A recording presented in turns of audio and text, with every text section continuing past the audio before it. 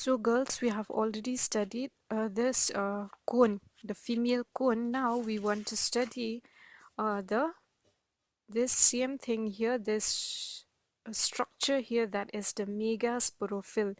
In case of male cone, they are referred to as microsporophyll. So here each megasporophyll, again, it is shortly stalked. It is connected by a stalk to the cone axis and is differentiated into two parts, as you can see here. If you see here closely below, just below here, this small portion here, it is actually a Bract scale. It is referred to as a Bract scale. And this larger one here is the Ovuliferous scale. And what you can see here, these are the ovules. Okay, the ovules which are attached to the Ovuliferous scale. Now let us talk about the microsporophyll and not the ovule. Okay, the microsporophyll, that is the Bract scale, it is the lower part of the megasporophyll here. It is also called the carpellary or the cover scale. Okay, the cover scale.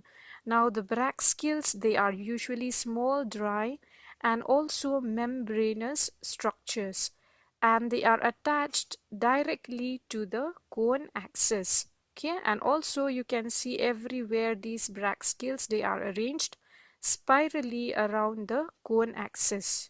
Okay, they are arranged spirally in acropetal succession, meaning the older one below and the younger one on top. Acropetal succession.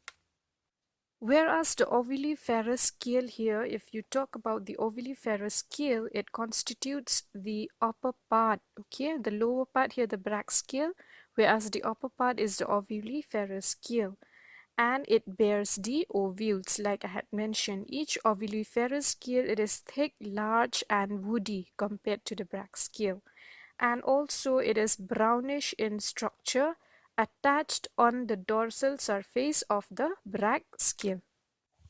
So here, if you see that the this ovuliferous scale, okay, if you take a look at a single ovuliferous scale here, what you can see that it is more or less triangular in shape, okay, and it has a broad terminal portion.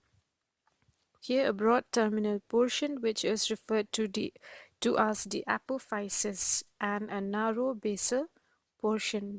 This broad upper portion is referred to as the apophysis, and a narrow basal portion is referred to as the okay, it is narrow in here. The basal portion is narrow, the upper portion is quite broad.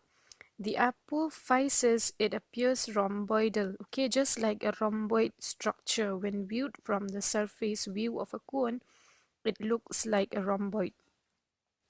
And it possesses a small central projected portion here. You can see this small projected portion is referred to as the umbo. And the ovuliferous scale, they are larger in the middle portion of the cone, whereas they are smaller at the tip and base of the cone.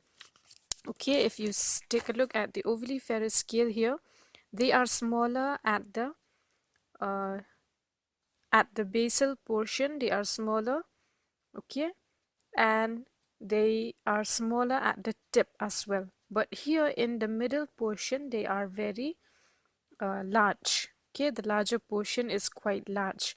Each ovuliferous scale, again, it is shortly stalked. It is attached to the cone axis through a small stalk, and they bears two naked sessile and anatropous ovules on its upper surface. You can see on the upper surface of the ovuliferous scale here, this is the ovule, girls. You can see the ovule here is anatropous. Okay, it is facing towards the cone axis. It is inverted, not upright as in the case of cycas. It is upright, but here it is anatropous, it is inverted. And the micropylar region here of this small ovule here, it faces the cone axis. The micropyle of the ovule, they face towards the cone axis, all these ovules here. So now we will study on the development of each of the ovule. We have finished to study the Bract scale, the Ovuliferous scale, and the male cone as a whole. Now we will take a look at the development of these ovules.